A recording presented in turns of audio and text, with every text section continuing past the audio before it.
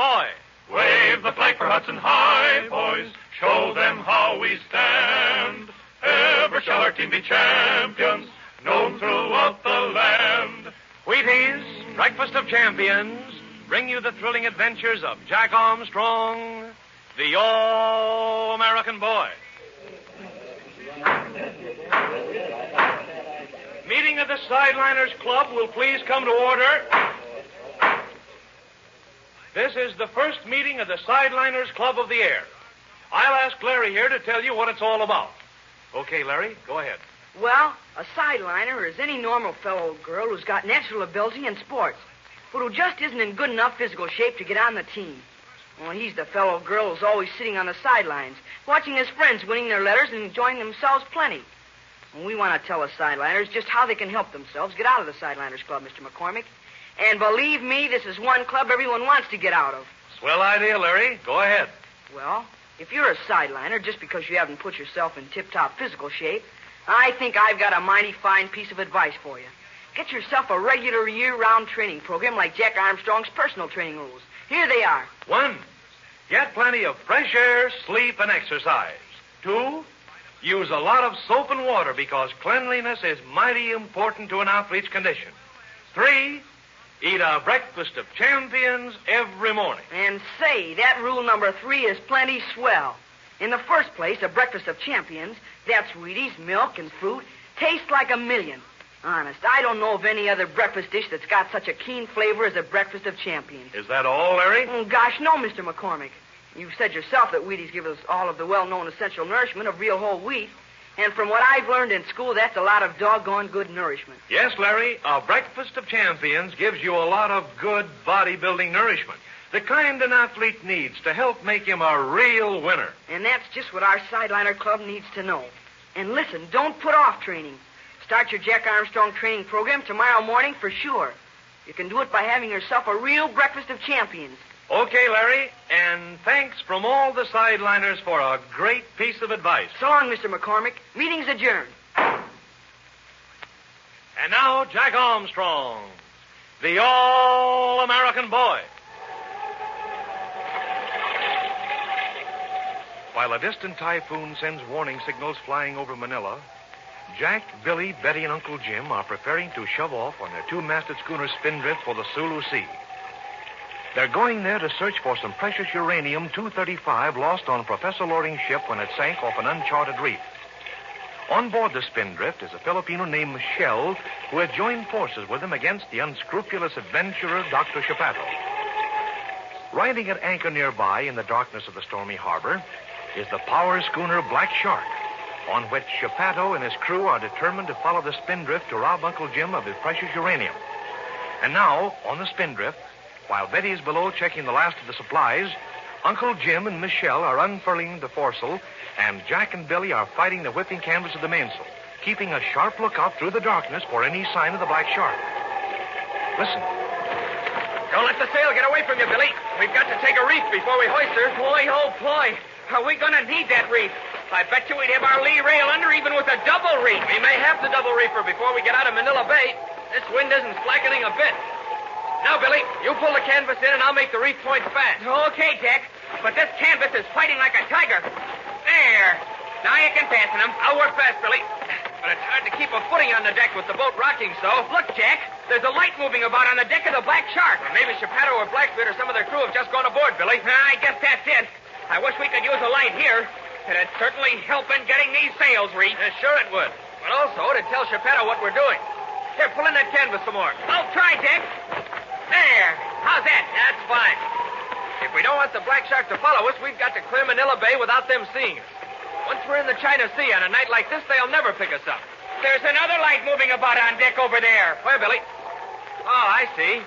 One's forward and one's aft. Jump on Jupiter, Jack. Do you suppose that I was means... just thinking of that, Billy.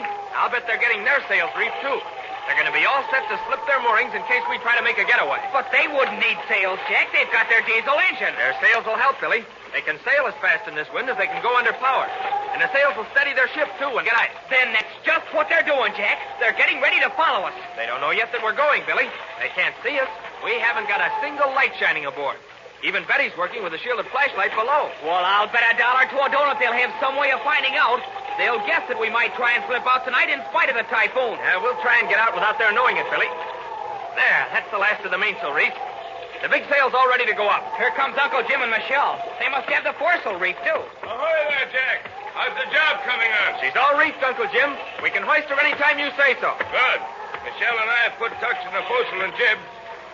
Say, what are those lights on the Black Shark? We were just talking about them, Uncle Jim. We think that they're getting their sails reefed, too. I shouldn't be surprised. They're not going to take a chance of our slipping away from them tonight. Though I'll warrant that Chapato and his crew aren't too happy about putting to sea with that typhoon playing around down south. But they won't be able to see us when we shove off, Uncle Jim. No, I don't believe they will, Jack. We couldn't see them now if it weren't for their cabin lights and those lights on deck. Well, if Betty's through checking that list I gave her, we can slip our moorings and get away. Here's Betty now, Uncle Jim, just coming above. Hi there, Betty. Is the list all checked? Everything's checked, Uncle Jim. My goodness, but I think we've got enough stuff on board to cross the Pacific. Well, we don't know how long this trip will take us, Betty. Jack, are all hatches battened down? All hatches are battened down, Uncle Jim. And Billy and I put extra lashings around the heavy stuff in the hold. All lights are out, aren't they? We don't want to betray our move to Chapato and his men. There's not a light on the ship, Uncle Jim. Fine. Let's go below and get one final weather report on the storm. If the typhoon has changed her course and is heading this way, we won't shove off. Come along. Shall I shine my flashlight, Uncle Jim? Not on your life, Betty. I want the Black Shark to think we've all gone to bed. We'll have to feel around in the dark. Here's the radio. I hope there's a weather report on the air. There won't be anything else on the air, Jack. Everyone in Manila has the cold shivers every time a typhoon approaches the islands. I'll have a station in just a minute. No further reports have been received from the island of Cebu since communications were severed. But it is believed that the loss of life and property is tremendous. The center of the storm is now approaching the island of Panay, and it is believed the storm will strike out across the Sulu Sea. Gee. However, all vessels in Manila are warned to remain in port with steam up, since the path of the storm may suddenly shift to the northward. Reports from vessels bound for Manila. The storm center is still moving westward, Uncle Jim. But they're warning all vessels here to stay in port, Jack. Gosh, the typhoon may start north at any moment. It may, Billy, but we'll never have a better chance than this to lose the Black Shark. And now everyone on deck. We're going to shove off. Those lights are still moving around on the deck of the Black Shark, Uncle Jim. If we can get clear of the breakwater here before they get started, Jack, we'll be pretty safe. Manila Bay is a big place on a dark night. Uncle Jim, look off the port side of the ship. Is that just a shadow in the waves, or what? I see it, Betty. Do you see it, Uncle Jim? It's too dark to see anything, Jack. Wait a minute. There is something there. It's a small boat, Uncle Jim, and there's somebody in it. He's trying to row closer. Flash that light there for a second, Betty. Just for a second. All right, Uncle Jim. There, look, there's a Filipino in the boat. Turn the light off quick. Michelle, did you recognize the man in that skiff? We know him, Captain Ferryfield. He come from Black Shark. He comes from the Black Shark? Then he's one of Chapato's crew. Jumping crickets. What does he want here? I know what he wants, Billy. Chapato sent him here to see if we were getting ready to shove off. I think you're right, Jack. Now he's going to go back and tell Chapato that we're about ready to start. Then they'll follow right along with us.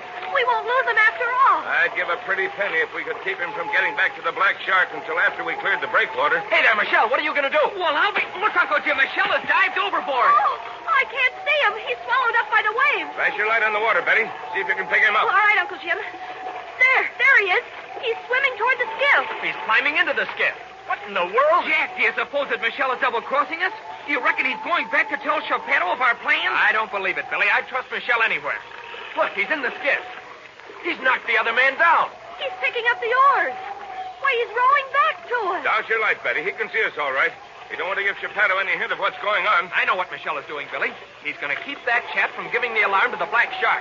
Didn't I tell you we could trust him? But what can we do with the other man? We can't take him to the Sulu Sea with us. Gosh, all fish hooks, Betty. We don't have to take him to the Sulu Sea. We'll just take him with us a little way and then let him go. No, we won't, Billy. We're not kidnapping anybody, even for just a little while. Michelle, come back on board and let that man go. But Captain Ferryfield, me hit him hard. He no can row. Did you hear that, Uncle Jim? Michelle has knocked him cold. Well, that's different. We'll bring him aboard, bring him to his senses, and then send him back. Lend him a hand, Jack. Come on, Billy. Help me get this man on board. No, okay, Jack. Here, Michelle's alongside now. Hey, what a punch you carry, Michelle. Me hit him plenty hard. Grab hold, Billy. Okay, up we go with him. There. Lay him out here, Jack. Let me look at him. He's all right. He'll come to in a minute. Tie his skiff astern, Billy. We'll let him go when he comes to. But we don't have to wait, do we, Uncle Jim? No, Jack, we can start now. He'll come to before we hit the harbor breakwater. You and Michelle go forward. Stand by to slip the mooring. Billy and I'll hoist the mainsail. Aye, sir. Come on, Michelle. Lend a hand forward. Say, Michelle, is there anything you can't do? You can swim like a fish. You can fight sharks. You can hit like a prize fighter. What else can you do? Me do many things, Senor Jack. Me sail boat, too. Me sail Filipino schooner. I'll bet you've never sailed a Filipino schooner in a typhoon, Michelle. No, Senor Jack. Only crazy people take boat out in typhoon. That makes us pretty crazy, doesn't it? You're right. But me go anywhere you go. Atta boy. Now, lend a hand here. You pull in the mooring lines from that buoy and I'll untie her. We'll let her go the moment Uncle Jim gives the word. All right, me pull hard. That's the ticket. There, she's untied. I'll take a turn around the bit until we get the word to let go. Captain Perryfield, pull big sail up now. Feel the ship heel over, Michelle? Boy, what a time we're going to have. Me no like. But me trust Captain Perryfield. Me trust you. And we trust the spindrift, Michelle. Typhoon or no typhoon. There, the mainsail's up. Slip the mooring, Jack. Hoist the jib. Quick. Aye, Sir. Come on, Michelle. Let's get the jib up. Throw out that line and I'll take the halyard. We got it, Senor Jack. Up we go. Pull in that jib sheet, Michelle. Atta boy. You good sailor, Senor Jack. You know what to do. You're not bad yourself, Michelle. There, the jib's up. Up to the forecastle now, Jack. Aye, sir. You take the throat halyard, Michelle. I'll take the peak. Ready? Up we go. Boat lean way over, Senor Jack. That's all right, huh? She'll lean further over than this when we get outside, Michelle. But don't worry. The spindrift can lay over on her beam's end and still come up for more. Filipino schooner turn over then, Senor Jack. But a Filipino schooner hasn't a heavy keel, Michelle. There, the forecastle's up. Belay your halyard on this pin. All right. Here comes Senor Billy. Anything I can do, Jack? Not a thing, Billy. Michelle is a first-class sailor. The Black Shark hasn't discovered that we're going yet, Jack. At least her lights haven't moved. He'll discover it fast enough when that sailor doesn't get back on schedule. Let's go aft now with Uncle Jim. That Filipino is gaining consciousness, Jack. We'll have to let him go in a minute. We'll be out of the breakwater pretty soon, Billy. Watch it. Don't slide overboard in the sloping deck. I won't. Here that chap is now. He's setting up. He's all right now. Put that Filipino in his boat, Jack. I'll up for a moment. Aye, aye, Uncle Jim. Come on, you. The skip is made fast astern. I'll help Uncle Jim with the sheets, Jack. Why, Betty? What's the trouble? Look, Billy. Look at the Black Shark. Oh, what's the matter? Look at all those lights moving about on deck. They've discovered we're gone, Billy. They're going to follow us. Well, they haven't moved yet, Betty. It'll take them a little while to get started. Trim all sheets, Billy.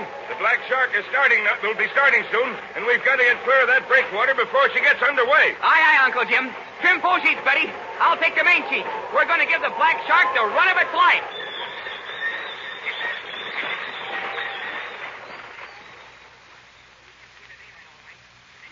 So they're underway at last.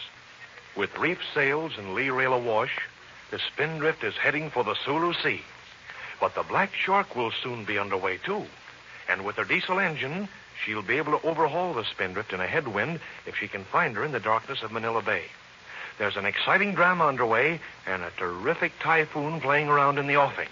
There'll be plenty of excitement aboard the Spindrift when she claws her way into the China Sea, so listen in, all of you, at this same time tomorrow for another thrilling episode of The Adventure of the Sunken Reef with Jack Armstrong, the All-American Boy. Look, here's a mighty swell idea I like to pass along to you. Tomorrow afternoon, when you get home from school, hike out into the kitchen and help yourself to a heaping big bowl of those extra good Wheaties flakes. They've got a super special flavor that makes them just right for an afternoon lunch. Try Wheaties tomorrow. Have you tried Wheaties? They're whole wheat with all of the bran. This is Franklin McCormick saying goodbye until tomorrow for General Mills, makers of Wheaties, Breakfast of Champions, who have just presented another episode of Jack Armstrong, the All-American Boy. So just buy Wheaties, the best breakfast food in the land. Wave the flag for Hudson High, boys.